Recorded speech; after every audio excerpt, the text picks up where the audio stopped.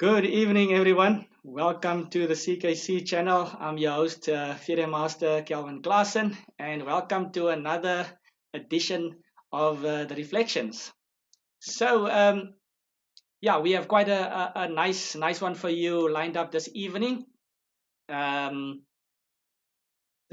just to recap the first reflections. We had special guests all the way from Namibia, Charles Eigap, Canon Master, and then last week we had International Master David Gluckman, and this week we have a very special person in chess. Everybody knows him, that is part of chess and who knows chess, especially in Western Province as well, but all over the country. Special person to me personally as well. In fact, both people on the show today is very important in my chess career, coaching wise and playing wise. So this is quite a nice one for myself. So welcome to everybody. And just a reminder, I won't be on the show for much, but just a reminder to just press the follow button to enable your chat. You all are encouraged to ask the viewers, to ask the guest and host questions. And if you cannot press the follow button, just go back to Twitch's homepage and sign up. It's completely free and easy. So just quickly sign up and then come back to my page and press the follow button. Then you all set. So and then just to give you a bit of structure for the evening, it's usually an hour long. If we do go over a bit, then that's fine. But so Dr. Bouah will be conducting the interview, and he will be taking the first half an hour. This evening we won't be doing any chess on the board itself. So it's going to be a nice long interview. So he will be asking Roland questions for the first half an hour. So please leave your questions in the chat box, and I will be then taking over after the first half an hour and just ask all the questions that you guys are asking to Coach Roland himself. And then after that,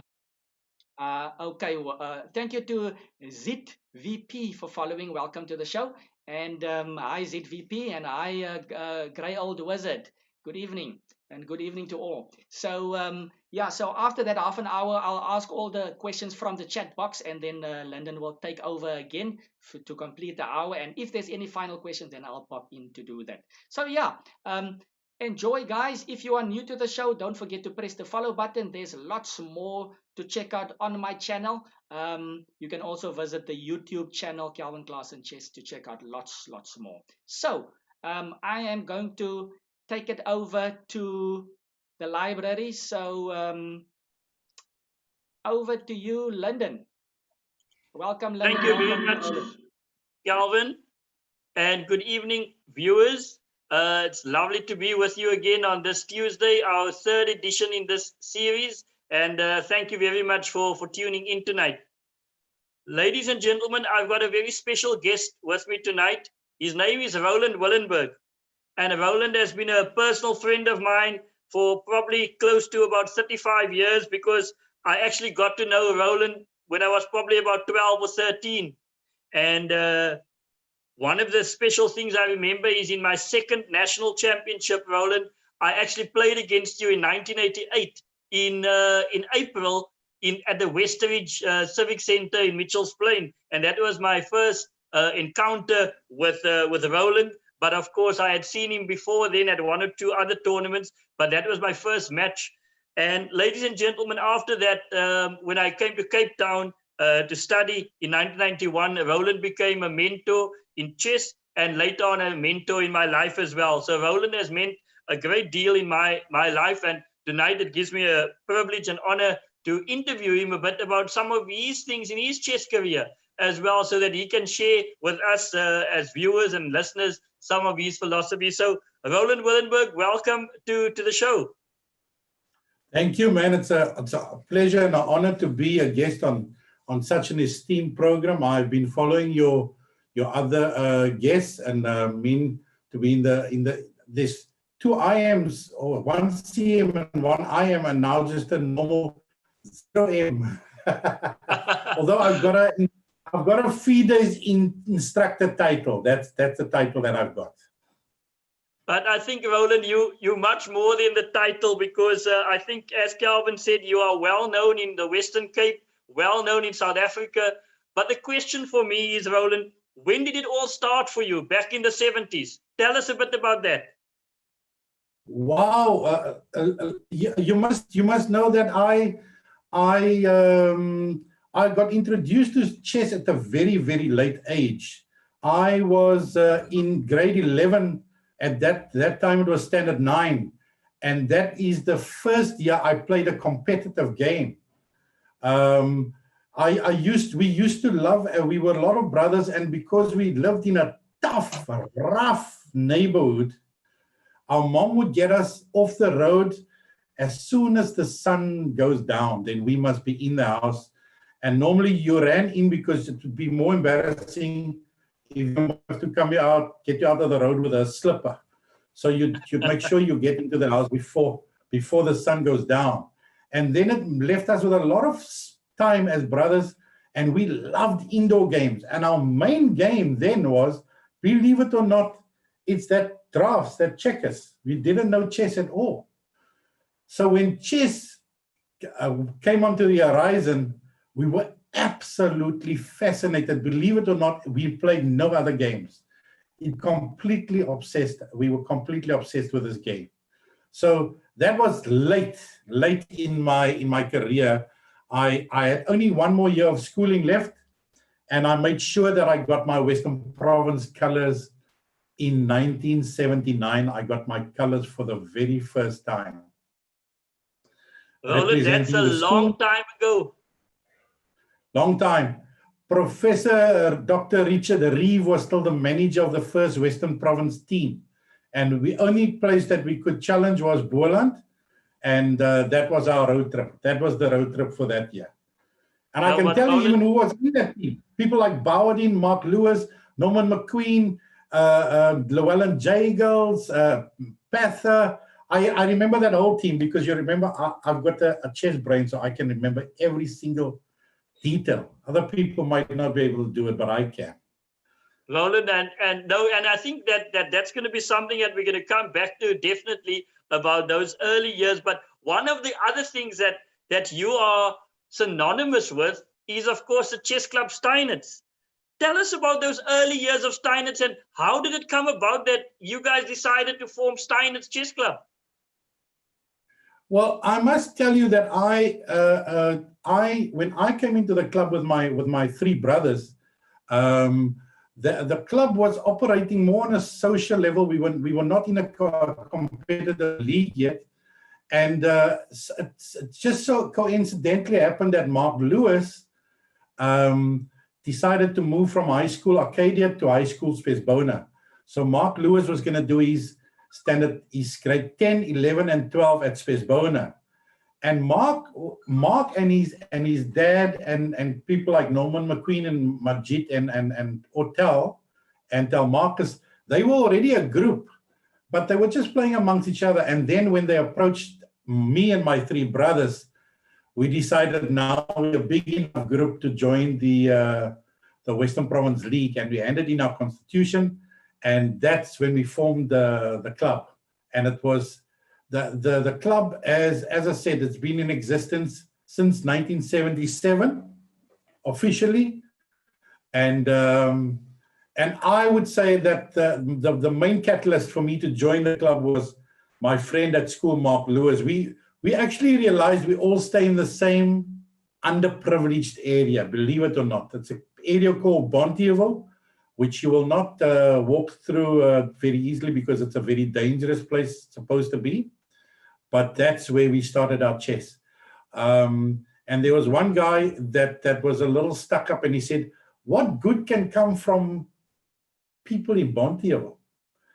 But I will tell you now, what came from Bonteheuwel is the club that is the most traveled in South Africa. The club has got the most titles in South Africa. I think we might even be the club that is the most traveled in Africa. And I'm very proud to be associated with the Steinitz Chess Club. And we still got that core membership with us today, which is fantastic. Roland, you remind me of a soccer player called Ryan Giggs, who played for one club his entire career, Manchester United, and it sounds like you've been playing for Steinert since 1977. Absolutely. My first game at Stein was 1978. I lost to a guy called Norman McQueen. I was very, very cut up about that loss because I thought I should have won. And he still smiles about it. But that club is my legacy. It's part of my family. My family plays for the club. My sons were born into the club. And we started to really become strong when a guy from PE joined us by the name of Dr.Bouah. Then we were unstoppable. So thanks, Roland. Now let's go back to those sort of. I want to look at the period 77 till about 1990. That was when you were playing in the CAPSA years. And according to my research, the clubs that were winning the Western Province League titles were Manyanani, Grassy Park, and I picked up Steinert's also won the league together with Mitchell's Plain in those years. Tell us a bit about that rivalry in that period. Well, a club that we absolutely we held them in very high esteem was a club by the name of Manyanani Chess Club. We were a lot of school-going juniors. There wasn't one adult amongst us in our club. We didn't have an adult in the club. Our oldest player was probably about 20 years old, which is not legally an adult yet. And we didn't have a car amongst us. So when we arranged friendlies, we would either take public transport or we would walk.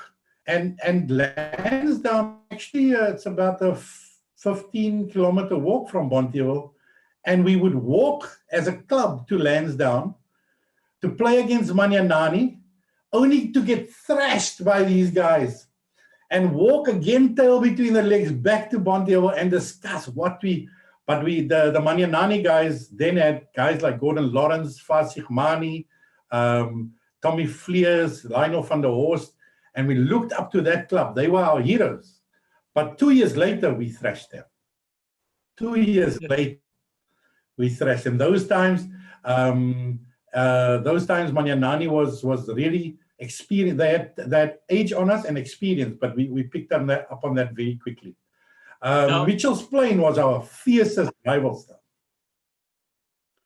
Look, there's a feud between the feud between Mitchell's Plain and Steiner, and it's sometimes not too friendly. And at one time, I actually, was not so always smiles between the Willenbergs and the Solomons, because they were a big family. That is Maxwell Aubrey, Kenny Solomons, there's Graham Solomons, and there's another brother. I can't get to his name, but they were also about 5 players. And we were about 6 Willenberg brothers also playing, and we were playing for the different clubs. And there was an extreme rivalry between the families and and over the board for the clubs. Now later on, I am friends with Maxwell, and I love Kenny Solomons, Graham Solomons, the late Graham Solomons, God bless his soul, let him rest in peace, but he was also a fantastic guy. So we will still have that extreme passion on the board and fight to the death, but afterwards we can shake hands and smile with each other. That's a fantastic thing about chess, because we are a small pool of people that have respect for each other because we play at the same level. Now, Roland, thank you very much for that. Mitchell's was a champion club. And very insightful. They gave us a hiding many times. Yeah. Now, I want to come to when Unity came around. One of the interesting things about the Unity was that in the second Western Province League in 1993, Steinert won the league ahead of many fancied clubs. What was your take on that league victory in 1993? Look, at that time already, we were a core group of quite a few very strong players. And then I spoke to Mark and I said, Mark, the only way we're going to actually win this title is to get 1 or 2 imports. And the person that we imported, believe it or not, was a Capsa hero at that time by the name of Dion Solomons. And we asked Dion Solomons and approached him because at that time Grassy Park was a flailing club. There was no structure in Grassy Park, so Dion wasn't really belonging to a club as per se, because Grassy Park was not their membership has floundered. And then we said, why don't you come play for Steinitz? We need you to become a super club. And then we poached another player from Mitchell's Plain, Nazim Mustafa. And that was also when Mitchell's Plain was also going through a lot of problems because the Solomons is then spread out a little bit. But so we took on Dion Solomons and Nazim Mustafa. And then we had, of course, some very strong Steinitz players. The Willenbergs are always the backbone for strong reserves and strong players in the team. We had Mark Lewis then, we had Ashley Daniels, we had Ashley Schuler, we had, as I said, the Willenberg brothers, and that's what made us a powerful club. But I must just tell you the story of us winning the league for the first time. There's a guy called Andrew Martin. He played for Claremont Chess Club. Yeah. And Goodwood Chess Club was just about winning the league. They, in fact, bought the champagne and the beers and everything was ready there because they were playing Claremont B. And can you believe it? Claremont B thrashed them on the day, which was absolutely unexpected, pushing Steinitz to the top position. And we still hold Andrew Martin as a brilliant hero of our club because he made us win that league. Well, interestingly, points, but Claremont had to lose. Goodwood had to lose against Claremont, and that's how we. I still remember Kevin Horn being devastated. How the heck could we lose this? We had it in our hands. We were playing a B team. They bought the beers and the champagne and the meat and everything to celebrate. Nothing happened. They doom and gloom after that. We thank Andrew Martin on that side. And of course, Andrew became a librarian at Rhodes University. And I actually played him twice in Cape Town once. And then at Rhodes University, I played against him. So very nice chap, Andrew. But Roland, one of the other things that people sometimes don't know because it's not well advertised is that you were a Western Province president in about 1998-99. Tell us a bit about your presidency. Well, I can just tell you this, Lyndon. I probably could have been a much, much stronger player, but I became minute secretary for the union, that's for the association, when I was 17 years old. And I've been an administrator with part of the executive ever since for 10 years running. And I think 3 of those years or 4 of those years I spent as the president of Chess Western Province. It's because I had this passion and Steinitz was growing, and we used to have, those times we used to even organize fundraising events where we will take the whole union and go on picnic on a place, and we sell bus tickets, and we used to have braais and dances to raise funds. Those were the days when we could still have those kind of functions, and it was well supported. And my club, because we were very much socially geared, and we could set these programs. We very much, and I enjoyed my years as the president of the association. So I gave my little bit to chess.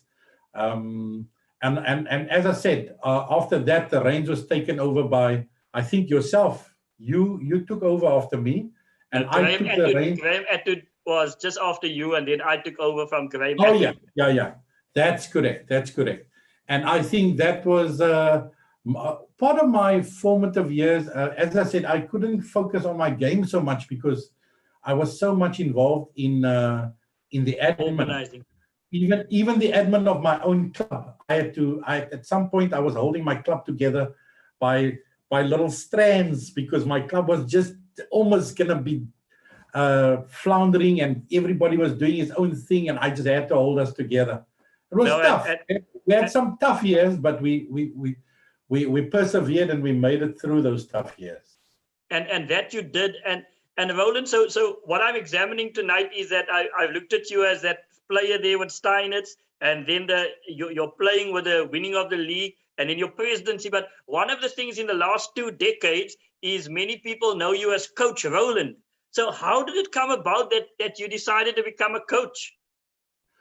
Well, that is interesting. I was a full-time worker. I was working in retail, and I was actually doing very well.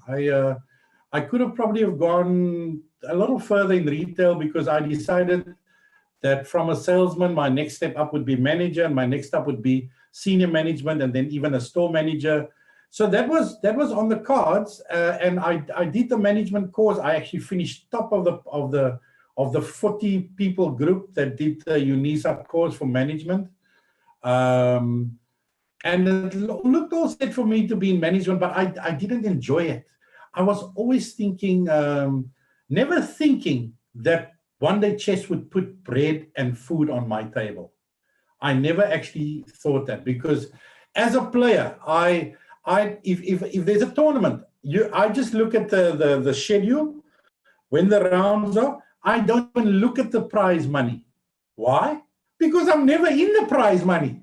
I'm just one of those guys that sit there and clap for the other people when they go home. I was a strong player, but I was never strong enough. I didn't study my chess deep enough. I didn't have time enough for myself where I could focus on my own chess as a career. So what happened is, obviously my sons being born into a chess club, their dad is the main guy in the club. A lot of the social time was spent at my house. And a lot of people would come to my house just to play friendly. From the age of 6 years, 8 years, 10 years old, my son was playing against the club guys, just sort of playing friendlies against them. I remember Craig being sent to bed because we didn't want to play with him, because we said only the big people can play now. He said, but I'm better than that uncle. And then the uncle said, no, where are you better than me? You must go to bed. So I said, listen, let's be fair. Let the boy play against you. And if you convincingly beat him, then he has got to go to bed. And that was when it changed. My son started beating the club members. And then, obviously, when I started introducing them to junior chess, they were, and they would say to me when they beat the Daddy, why is that boy got Western Province colors? He's then so weak. I said, don't say the kids, don't say they're weak. They still just have to learn some stuff, which you were lucky enough to learn from me and the other uncles that come here. So don't make a big issue of it. Just play and be undercover. I said, yeah. So my sons started at junior level by immediately winning tournaments. Kenny was always third and fourth, but Craig always won his age group. And with that, I started realizing, hey, my boys are exceptional. They are better than the majority of the juniors in the age groups. And then I started focusing on teaching them a little bit more theory. But the original coach for my sons was actually my dad, because he was a stay-home granddad, and they would stay home. They didn't go to preschool or creches like that. And he would teach them the games. And by the time I got to them, they could already play. Okay. So I took credit for a lot of the hard work that he did. But what happened in '96, Craig went to the World Championship in Spain. And the same people that played in his section was Hitara Nakamura was one of the players that played in his section, and Patyala Hari Krishna. Those two at the same time played in the age group that Craig was under 10. I didn't know that those guys were going to feature. There was another guy, something Rasmussen from Austria, also became a grandmaster. I saw his rating at one point was 2,700 and something.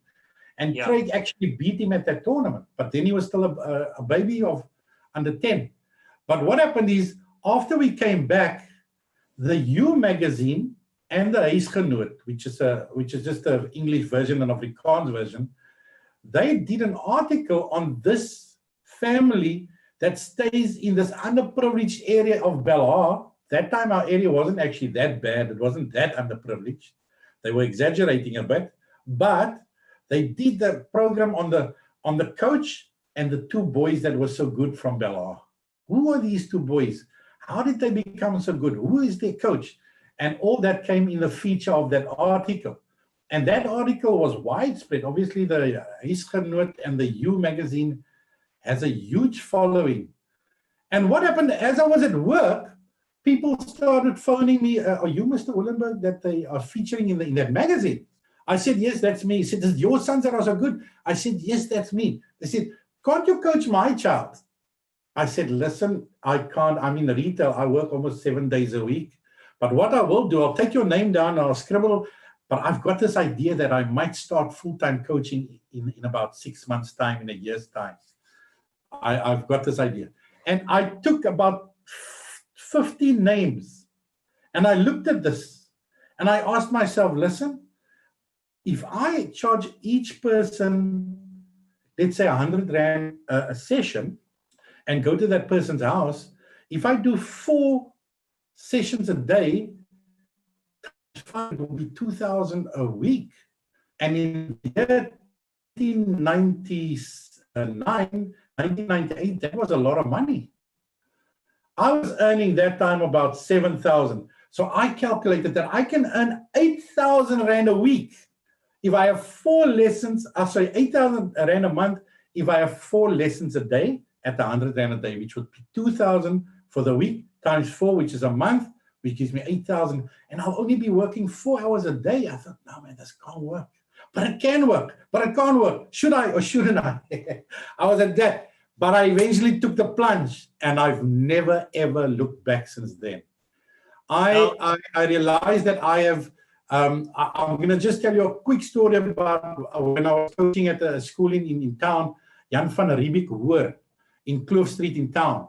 And the librarian, an old lady, a blanke dame, she was in the library. And after I did the lesson with the grade 11s and 12s, she called me one side. She said, hallo meneer. Sê sy vir my, meneer, is jy 'n onderwyser?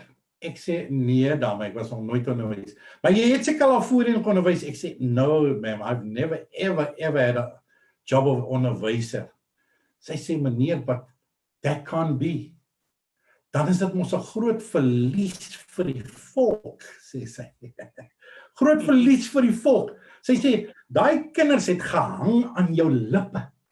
They were so engrossed in your lesson. You are an absolute natural teacher. Well, I took that as a huge compliment, and from then I never looked back. I have parents that have really said to me that I've meant more to their child than just being a chess coach. They said I'm part of being a fantastic coach is that you must be an absolutely great mentor, and they say that makes me almost a complete coach, which I also take as a huge compliment. The fact that I'm not just coach, I'm also mentor.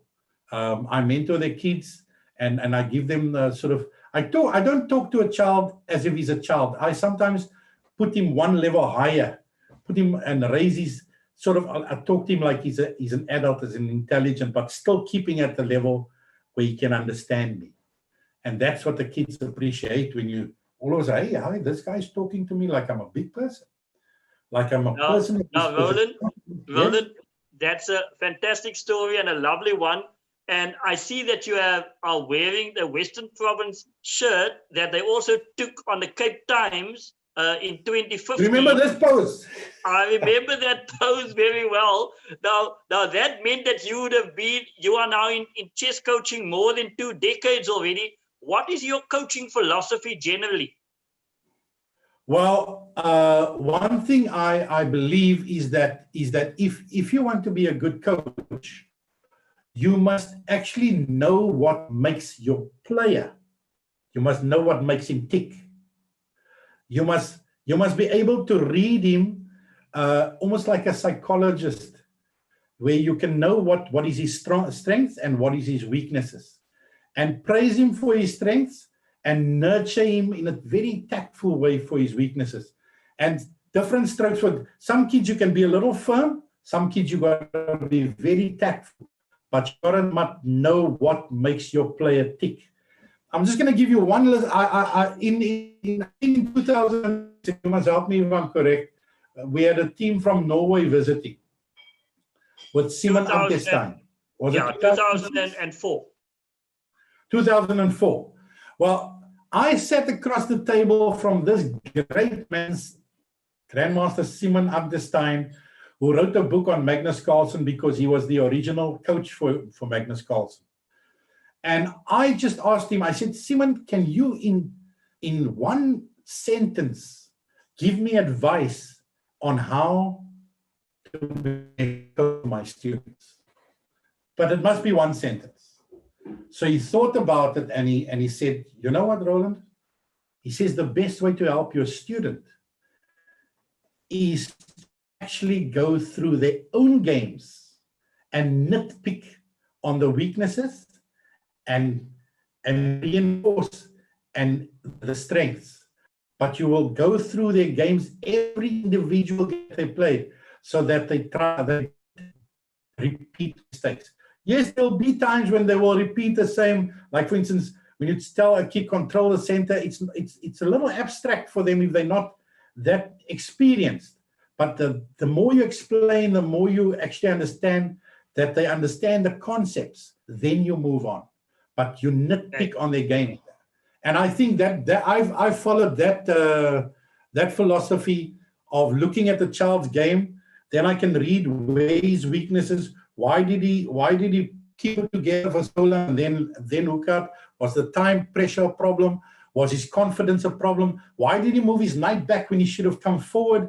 Is this a confidence issue? So you can read, as an experienced coach, you can read a lot into it by just looking at the individual's game. And I think that has made me produce a lot of champions, Lyndon. I had a lot of players that finished with SA colors, and I am super proud of that. No, my sons has become my sons, if they had really put their hearts into it, really, and they really focused, they could also have been people with titles, because when they were at international level, Kenny's highest rating at international level was 2266, and Craig was 2177. That was their highest rating FIDE on the international level, which was good, because Kenny was 15 and Craig was 14.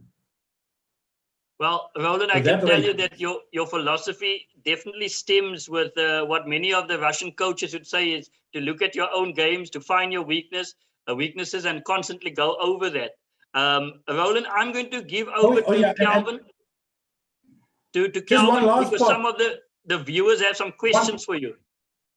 Yeah, one of the last things, I must say this, as a coach, my favorite part of the game to coach is end game. So I do concentrate a lot on that as well. No, it's a good place to start. Calvin, we some questions from the viewers for Coach Roland. Okay, guys, let's just get myself back on here. There we go. So yeah, thanks Lyndon, thanks Roland for a lovely entertaining evening thus far. So let's just go into the chat box. We don't have too many questions yet, so I just urge everybody to leave your question in the chat box. I think we've got 2 or 3 questions. Let's see, where's the first one? That's fine. You can hand back to me afterwards. All right, so let's see. Yeah, so first question, Bet Whisperer is asking, easy question to start. Why the name Steinitz? Was he your favorite world champion or just a cool name? So yeah, why the name Steinitz? Oh, that's a fantastic. I love that question, because I love giving an explanation. We were all from the area of Bonteheuwel, which is extremely underprivileged area, and we were all youngsters, ranging from 10 years old to 20 years old. So we were a group of youngsters, and then we sat with a dilemma. We got to choose a club name. Some people said, let's call ourselves the Bonteheuwel Chess Club. Some people said, let's call ourselves the Knights Chess Club or the Dragon Knights Chess Club. And then one person, and I have to give him the due for this, Mark Lewis was the most well-read person of all of us at the club. And he was about, at that time, about 18 years old in his matric year. And he says, look, we are pioneers. We want to be the first to finish everything. We want to be the first junior club that's a champion club and stuff like that. Why don't we call ourselves the Steinitz Chess Club? So we said to him, but Steinitz, why Steinitz? He says, because Steinitz was the first officially recognized world champion. So he's the first of his sort. He was the first world champion. So he said, well, Steinitz also has fantastic philosophies and theoretical views on the game. So he's almost like a father of the game. And that sold it for us. We also I said to the club, well, this makes sense because when I'm 21 and I still belong to the club, we might not be living in Bonteheuwel anymore. So I don't feel we must call ourselves Bonteheuwel. And 3 nights I wasn't happy with. So everybody, the majority of us then had a vote and we voted for Steinitz. And that's how it came about that we were the Steinitz Chess Club because we recognized him as the first official world champion and a great philosopher and theoretician. Okay, fantastic. There you have it, guys. So there we know. Now we know where the name comes from. Okay, so second question. I see we've got a couple more questions, so that's good. Thanks, everybody. So another question here is from a parent's point of view, what do you think is a good age to teach kids to play the game? I believe that when they're young, I feel, and this again, I feel some kids will now let their kids play mini tennis. So if you had the choice between mini tennis and chess, and your kid obviously loves to be outdoors and play mini tennis, but to hit a ball is nothing. I mean, I can be 14 years old and hit a ball, it's just natural. But chess is when you introduce a method and a structural thinking. It's very difficult. It's easy. They say it's easy to play chess, but it's difficult to become a strong chess player. To make a player very strong is very difficult, because when they're young, let's say 5 years old, 6 years old, you actually have to teach them to manage, to become persons with responsibility, because when the pieces are on the board, they must know when to prioritize, how to share the time, when to defend, how to balance defend and attack, when to develop, when to attack, when to hold back, when to go forward. And that takes a process of actually maturity.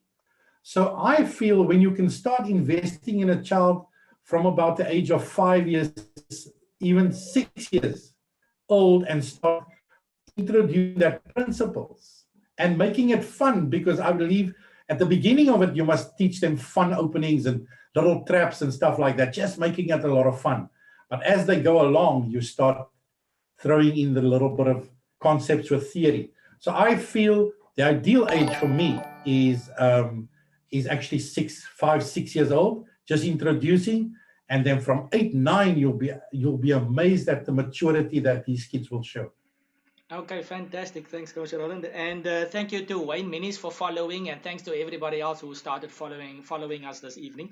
So yeah, thanks. Lovely answers over there. So I'm going to ask the third question, which was from the same guy, Bet Whisperer, just to say thanks to him, because there were no other questions up until that point. So Bet Whisperer has got a last question here. Any advice on specific tools or books, etc., that you found helpful in coaching young students? So any advice? Yes, I would actually. There's a couple of books that I like. There's a lot of endgame books by Dvoretsky. Susan Polgar's also got a beautiful book. In fact, I can show you that book. She's got a beautiful book. It's this one, Chess Tactics for Champions. And what's so nice about this book is that it has theme tactics. For instance, promoting of a pawn, and then they'll give you a lot of puzzles where you actually will give a piece away or make certain plans to make the pawn promote. Attacking the 8th rank for checkmate. Removing the defender as a theme. So they'll give 20 puzzles with the same theme. And that means that that pattern recognition is fantastic for the youngsters, where they can see a pattern and see the pattern again in the next game, although it's a completely different game, and the same pattern appears in another game. So pattern recognition is very important. And I feel that coaches mustn't rush with kids. They mustn't rush. If they feel the child has not got the concept 100% right, then I would say 2 steps forward, 1 step backward, just to make sure the child really gets it. 2 steps forward, 1 step backward. Don't rush and take 3 steps at a time. That's when you miss certain things in the child's understanding of the concept. So making sure that they grasp theory and concepts on a high level. I had an international master, that Malcolm Payne from England. He was visiting us in Cape Town one year, and he incidentally played a game against Craig, and Craig was only 10. And then he said to me, Roland, this is one thing you must understand. Oopsie. My trophies is full. Anyway. Can you put the trophies at the back for show? But this is, yeah. In fact, maybe they wanted to get involved. This is one thing Malcolm Payne said to me. He says, on move 3 in the Rai Lopez exchange, on move 5, your son found the F6 move. But it took like 3-4 minutes. He's brilliant. He found the move over the board. But he says that is theory. Your son should know theory. So it is important for children to understand that there is important theory that makes part of the basics of the game. And you get a lot of books that actually teaches theory. So yes, I would encourage them. The big mistake you can make is to buy a book that is way over the top, and then the youngster doesn't even understand some of the concepts. That's what a lot of people do. They buy books where it's at a grandmaster level, and then they say the grandmaster has a slight advantage, and you can't see the advantage. Where is this advantage they're talking about? So don't buy books buy books at a low level, and then rather grow on a gradual scale in upgrading your level of your books. All right, thanks a lot. I hope you guys were taking notes over there. Lots and lots to learn from one of the best coaches out there. So I'll just ask 2 more questions, and then I'll leave the rest of the questions, if there are any, for the end of the show. So Monster Frick, regular on our show, welcome. And Monster Frick says here, Roland, a question I also asked I am David Gluckman in last week's interview. How did the unexpected lockdown affect you and your students' chess? How did you approach the positive and or negative? Well, I must just tell you that before lockdown, I used to be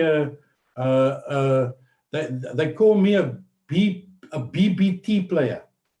And then I asked them, what is BBT? They say I was born before technology. So I actually started upgrading my technology, my technical skills. My sons are, Kenny, my son is brilliant in technology. So he started teaching me how to use online and stuff like that. And I have found that I have a strong following still in my private coaching. I had about 32 players that I did per week, which is a lot. And I lost about 6 of those players because of affordability. But the other 26 is still I would do one every second week. So I would say I'm doing about 16, on an average of 16 lessons a week online, which is 1 hour completely devoted to that student. And I get in a lot because they play games online, and I can see their games online, and I can challenge them online. And I do what Grandmaster Simon Agdestein, I nitpick on every single thing that I find in the games that are right and that are wrong. So COVID has affected me. In fact, I had a meeting with a school today, this afternoon at 3, where we decided what is the way forward. And it's one of my flagship schools, Curo, which was a huge income for me, because I've been doing that school for 20 years. And I've lost out on that income. I've lost out on the income of various schools. So yes, I've lost a big chunk of my income, but I can still manage to put food on the table and bread on the table and petrol in my car with my online coaching sessions of 1 session per week for about between 16 and 20 individuals. All right. So I'm surviving. All right, thanks, Coach Roland, and thanks to Ethan Max for following. Welcome to the show. And yeah, just one last question, then I'll let you continue, Lyndon. So just a small statement here by Blackjack. Also, I like to read some interesting statements. Blackjack number 1 says, Mr. Willenberg has single-handedly revived chess in the area of Elsie's River when he coached St. Andrews High for free in his busy schedule. I will always be grateful for that. Thanks, Blackjack, for that note over there. And then Llewellyn J says, Roland, any outstanding memory from the romantic age of chess in the 70s at school level and or on the flats? Oh, there's lots of memories that jumps to mind. Llewellyn J is my good friend from Livingston. He was one of the pioneer Western Province players from Livingston. He is now based in Pretoria, and I think he's done a huge degree, and he's written a couple of books, some of them being fictional books, spy thrillers or something like that. Llewellyn's a very close friend of mine. But one thing that jumps to mind is from a player from Livingston, a guy called Omar Iso. He was then great. He just got to high school and was a small little guy. And here we walk in as Spesbona, which was the champs of the area, and he used to pick and laugh at us and say, "Kyk hoe lyk die, hulle lyk soos 'n klomp girlies," and you know, he used to pick on us. And I played in that day, and I actually gave him a huge whacking. I thought, I'm gonna silence this big talker. And I was matric already, and I think he was only grade 7 or grade 8. So that was one of the nice memories. I remember he had a huge memory. We had a huge rivalry between Spesbona High School, which the Steiner's Chess Club actually comes from Spesbona High School, because we were all Spesbona High Schoolers with about three or four players from Bonteheuwel. And our main rivalry was with Harold Cressy, with Shabir Bowdin and the Mohammed brothers there. And there was also a very nice, he became my permanent doctor since then. I've never had another doctor, Dr. Shafiq Ismail. He's based in Elsie's. That is one of those years when we, and I remember I was going to Worcester, and we were all chess players, and we were all keeping, and I remember Bowdin chasing after the girls. He was a girl, he was a ladies' man when he was a youngster. Shabir Bowdin. All right. Thanks for that, Coach Roland. And yeah, so I'm going to have it at that. If there's any, I see 1 or 2 more questions, but we'll leave it for the end. So thanks, Lyndon. You can continue. Thank you, guys. Thank you, Calvin, and thank you to all the viewers as well. Roland, one of the things that I often think about is that you also played a part in helping youngsters like Kwando Kasso and Busumzi April and others. And that actually led to Kwanda Kasso winning the 1997 Western Province Open. And you've always done a lot for your community, as the Blackjack's viewer also indicated. Why did you think that was important in your life to do that at that time? Well, Leonard, I don't know. For me, if somebody has passion for chess, then he becomes my best friend, because I share that same passion. And that's why I think you will, myself, we will be lifelong friends, because we will have that passion till the day we die for the game. And one day when I was at Claremont Chess Club, And remember, I had the only car in the family, so my car, although it can only seat 5 people, always had about 9 people in the car. So what happens, I was driving home from Claremont Chess Club to Bellagio. And as we were driving, and that was already 11 o'clock at night, I saw these 3 youngsters walking. It was Kwanda Kaso, Vusumze April, and Tando Sentile. And I asked these boys, where are you walking to? Why are you walking this time of the night? They said, well, we don't have transport, and we were playing in the tournament, and our games ended last. So, you know, I almost cried because I couldn't lift them in my car. I said to them, tomorrow night, I'll make sure that I've got less people in the car, then I will drop you at home. Those 3 kids, believe it or not, I adopted those 3 kids. Kwanda was then grade 6, Vusi was grade 5, and Tando was grade 4. I adopted those kids. I took them everywhere in the country with me to tournaments. They slept at my house every Friday, and I'll take them home on a Sunday after lunch. And they became my kids. And that is how my sons also became, they became part of the team that my sons played in. And they were all, Kwanda was the eldest at grade 6. And one day they were playing the Technicon, it's output, CPUT. And these kids, I couldn't take them because I was up country doing something. And I said to my wife, let that person use my car and transport these kids to CPUT to play their match. And then they walked into the hall. The students looked at them and asked them, but now where's the team? Is this the Steiners B team? They said, yes, we're the Steiners B team. They said, no, man, we can't play against babies. Please go home. We can't, you don't waste our time. And the students got a hiding 6-0. No, Roland, you've been... So I'll never forget it. Kwanda, when got a scholarship, went to Germany, finished his degree. He's now a mining expert in Johannesburg. Unfortunately, Vusi didn't do that well. He ended up in jail. And unfortunately, I don't know what happened to Tando. I've lost complete contact. Vusi has contact, believe it, from jail with Kenny. They're on Facebook or something. But that was just one of those.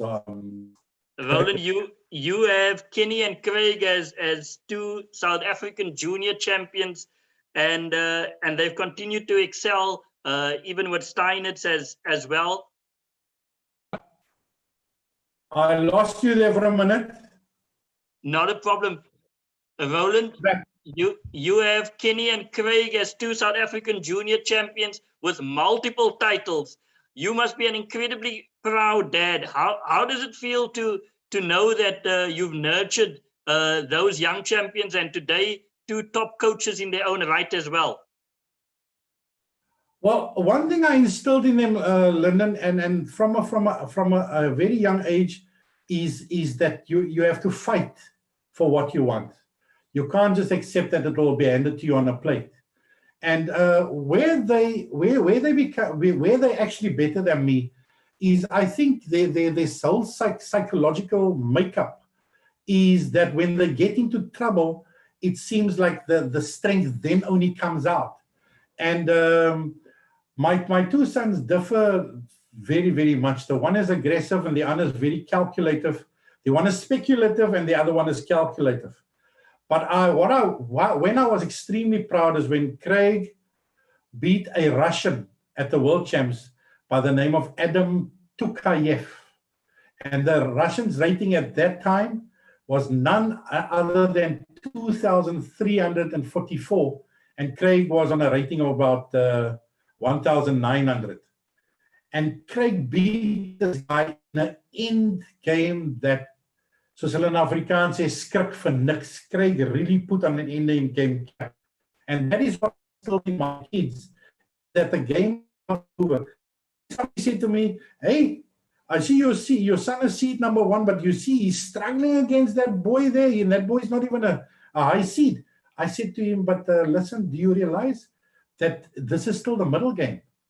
the kid has to, he's looking through the game and he's looking for advantages on the transposition into an end game that is going to be a winning end game. And that, I think, is the crux that made them. They know how to transpose and recognize in the middle features that will leave them with a winning end game. One thing that I must tell you, Craig gave me, he's a time player. So one game I was watching, it was a final game at the Nationals. Craig had 25 minutes left, and his opponent had 10 minutes.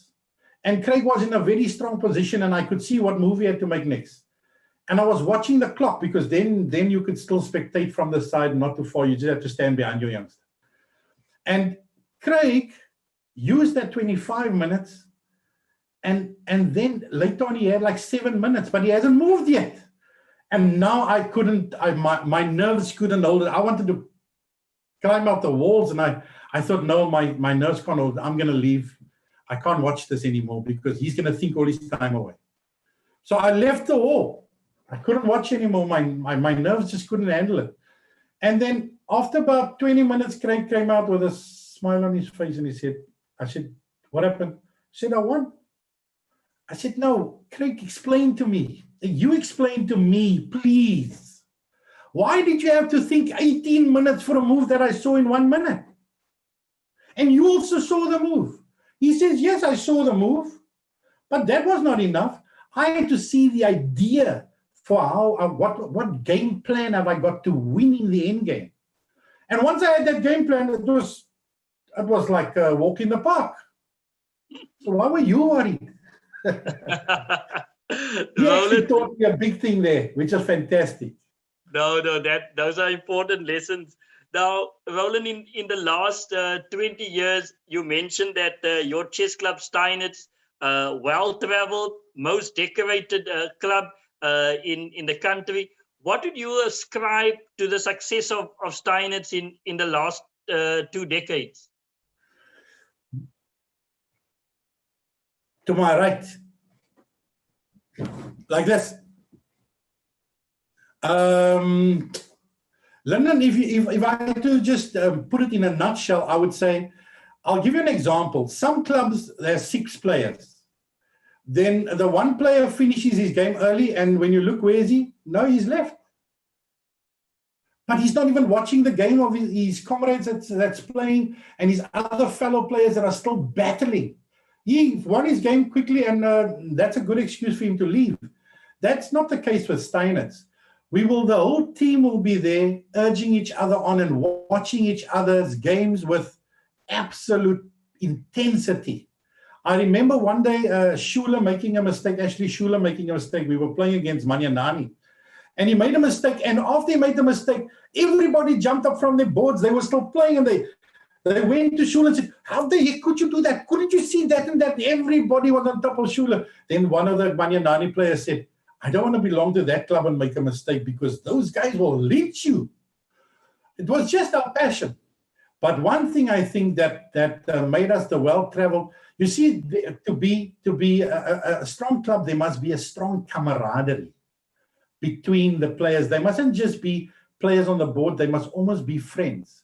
So that after the game, you would actually want to post-mortem and talk about your game and talk about the weaknesses that was in the other game. And it's like club talk. And you must take the good with the bad. And I think that camaraderie makes that you become good travelers, because now you travel together, you experience adventures together, you experience, when our guys went to Polokwane, there was a story about an ostrich and Michael James. I unfortunately couldn't go to Polokwane because I was doing nationals with the juniors in Johannesburg at that time. But those kind of games, features, and having the occasional beer with each other, our club wins. If our club wins anything, we want to buy a couple of beers with the guys that want to, and then sit next to the fire and chat and just reminisce and have that feel-good feeling. And I don't think all the clubs have that. And that, because Steinitz has a core group that does that, and anybody's welcome to still join, we have persevered and become a champion club with a with a fantastic camaraderie amongst the players. No, Roland, thank you very much for the insights that you've shown as well. And my last question to you, Roland, is what drives your personal passion for chess? Man, I'm just, you know, they say that some of us are bitten, but I've got that, I've been bitten permanently. I'll probably still play a bullet game on my deathbed if I can. But I've been bitten so heavily by the game. What fascinates me about the game is that you're always learning. It doesn't matter how good you are, but you never stop learning. And you can learn from anybody. You can even learn from a junior. There's always a new variation that you haven't explored.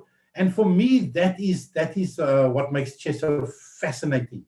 And the challenge of competing with somebody on an intellectual level has always been one of my favorite. I just love that kind of challenges. Fantastic. Roland, from my side, I just want to say thank you that you were my guest tonight. And certainly, as you said, one learns every game you play, every time you in fact train, you learn as well. And I think I've shared many games and many trips with you to Bloemfontein, Johannesburg, PE, and elsewhere. And I'm still learning from you. And I think your philosophy is something that we can certainly all learn from, whether it be coaching, whether it be playing, or your outlook in life, which is always positive. So from my side, Roland, thank you very much for participating in this reflection series tonight. And I'm going to hand back to Kelvin for one or two questions. But from my side, Roland, thank you very much. Well, I just want to say something to you, Lyndon. You don't realize, but you've also been a mentor in my life. And for you to have honored me for being as one of your guests on Reflections, it'll go in my permanent book of you will always be my good books. Thank you, Roland. Kelvin, over to you. Okay, guys. So, yeah, this was quite a nice show. And I just want to add on top of that, so both these guys were personal mentors of mine throughout my chess career. So thanks for both of you for being on the show. And let's just finalize these last two questions, or I think it's three maybe. Let's see, where are we now? So there was a quick question here by Kaskin saying, where can we find him? I think he's referring to Coach Roland, and is he still in chess? So I don't have Coach Roland's email here right now, but you can email Kelvin Clausen, chess@gmail.com, and then I'll give you Coach Roland's details if you are looking for him for coaching purposes or anything like that. And then, of course, and I think Monster Frick answered the second question that was, he asked, is he still in chess? Monster Frick just said very much. So yes, he's still very active with chess. So let's get on to the next question. Bet Whisperer asked, now, Coach Roland, I don't know if you have been active yourself with Puzzle Rush, or if you use Puzzle Rush, but Bet Whisperer asks, is Puzzle Rush useful for kids? I would say there's a lot of school of thought around puzzles, especially, and if you do puzzles, if the puzzles have very similar themes, then they are very, very useful. Puzzles you can never go wrong with puzzles. And if you can discipline yourself to doing like between 10 and 20 a day, and you do some every day, you will see that it will actually open up your eyes where you start seeing patterns on the board where those puzzles actually become very useful. So yes, you can never ever go wrong with puzzles because it just sharpens your tactical skills. Okay, but just a quick question to you, Coach Roland. Are you familiar with Puzzle Rush on chess.com? I think he's referring specifically with that. Oh, 3 no, minutes. I don't do Puzzle Rush so much because I'm more on Lee Chess. Okay. I stopped using chess.com about 2 years ago because I just felt Lee Chess was a little bit more player friendly. But I don't mind that going back and exploring Puzzle Rush, and then I can give you an answer. I didn't really do Puzzle Rush myself. Yeah, what I can add to it, it is quite useful, yes, but you should do normal puzzles as well. Puzzle rush is just a rush with easier puzzles to see how quickly you can get them. So it's nice for your reaction time and analysis speed and so on. But yeah, very good, but also do normal puzzles. Okay, right. Next question is from, I believe, your brother, Ethan Max. Is saying here, I learned tremendously from Big Bro, but I still need to know, what does it take for a chess coach to be as successful as you as a coach?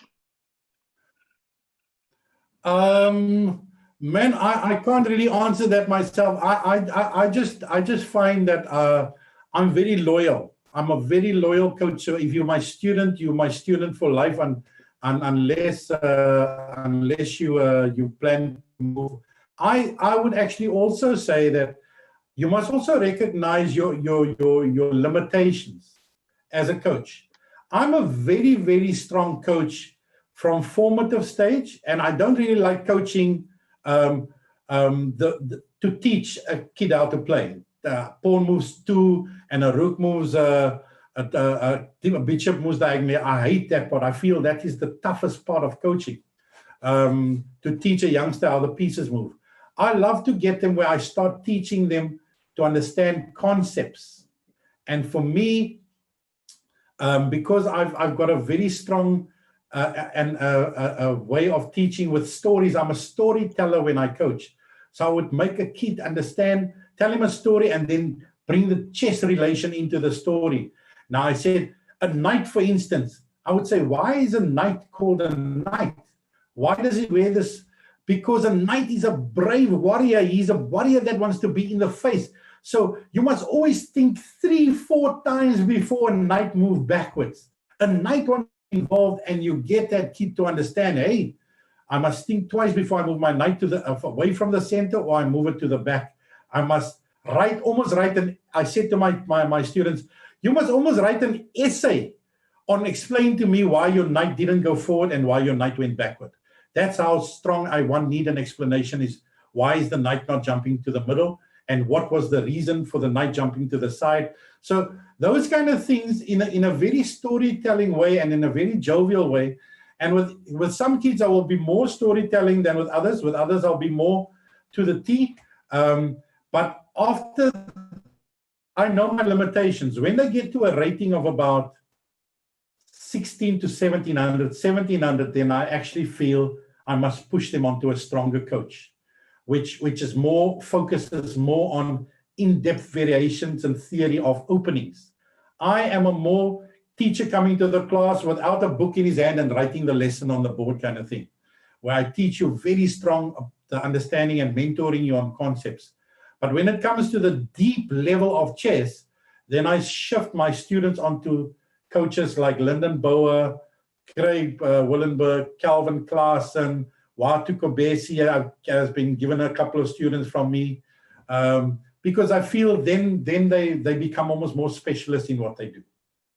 All right, thanks so much. And now we've got one main question left, a small one, and then just a final statement. Also a nice statement here by Dr. Queenie. Dr. Queenie says, Roland, you are an inspiration. You live by your values, and it makes us look up to you for guidance in life and chess. I love being part of the Steinitz family! Exclamation. So that's Dr. Queenie. That's a huge compliment coming from Dr. Denise Bouah, also known as Dr. Queenie. Wonderful. And thank you, JP Monster, for all your positive comments as well. Thank you. Yes, thanks so much for everybody. That's Jacques. Yes. And then Brapela here in the chat box, that's of course Johannes Mabusela. Brapela asks, he first says, sorry, I logged in late. But he says, how did Coach Roland motivate his boys from a rating of 800 to 1200 and 2100? So how did you motivate these boys through these different stages? That's what I can tell him very simple. It was like this. It was expensive to travel for us. So when you were invited to the World Champs, if you were not the #1 player from your country, Then you had to pay for your accommodation, your registration, and you weren't subsidized by the national unit towards your plane fee. So it was a very more to do with economics. I said, if you finish second, sorry, you're not going. So you're going to have to work hard. You're going to have to work doubly hard to make sure that you don't finish second. And I can attest to this. Both my sons won the Kenny, my eldest son, won the national title 4 years in succession. In fact, he was precisely in Mabusela's age group. And while Kenny was there, Mabusela never won a title, a junior title. But Mabusela, huge respect to him, he persevered and he didn't get involved in life as quickly as Kenny. Kenny got involved in life at the age of 20. Mabusela ventured on and eventually became a respected international master. And he's holding that because at one stage we were joking, but I feel he's a fantastic international master. But as I said, my sons, how I motivated them is to realize I can't always play.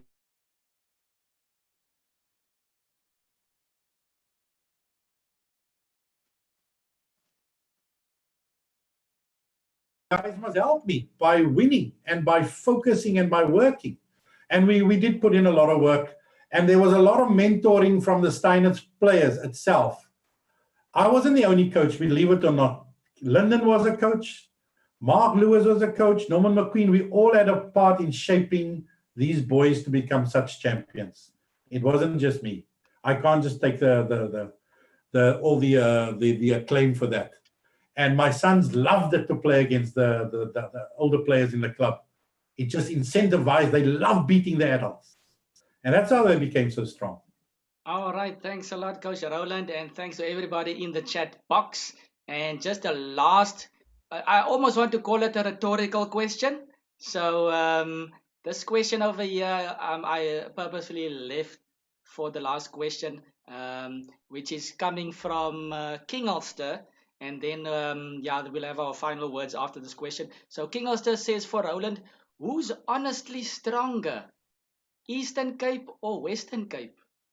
Okay, I don't know if you want to answer that question or not, but thanks for the questions, everybody. Man, let me just give you a little story. There was a time when Western Cape used to rule, and then in the era of the Alakine boys, and I'm talking about London, Chapman, Winston Delpit, Rashad Ward, Shane Bassett, Lyndon, you must fill in where I'm leaving out names.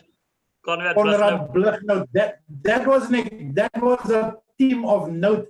Then they smacked Western Province left, right, and center. But after that, when London came to Cape Town and the guys started dispersing in their private lives, PE can never really match up to Western Province. We've got too many champions in Western Province. Not anymore. Eastern Province can be good. They've got a lot of strong players.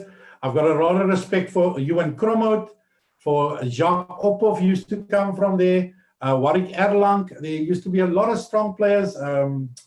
Alexander Kromhout, very good players. But now, on an overall team basis, I don't think they can match up with the likes of Western Province. Not currently.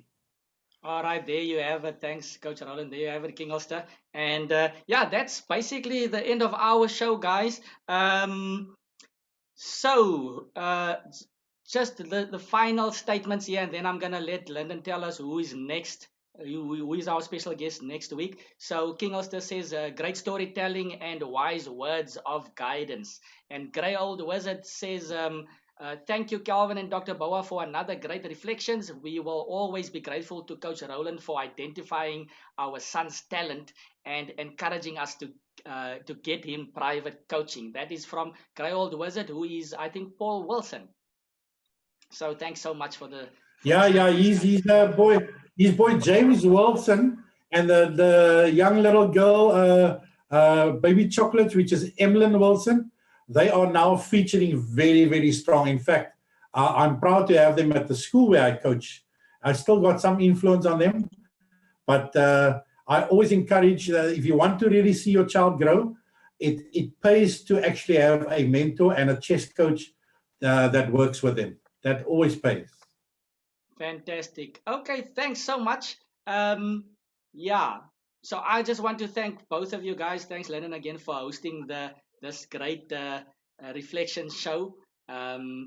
We've done. I think you've done a great job yet again in organizing such esteemed guests. And thanks a lot, Coach Roland, Uncle Roland, and yeah. So like I said, guys, Coach Roland has been meant a lot to me in my life as well. I actually stayed at his Can I house. just put a final, London, Calvin, I just want to put a final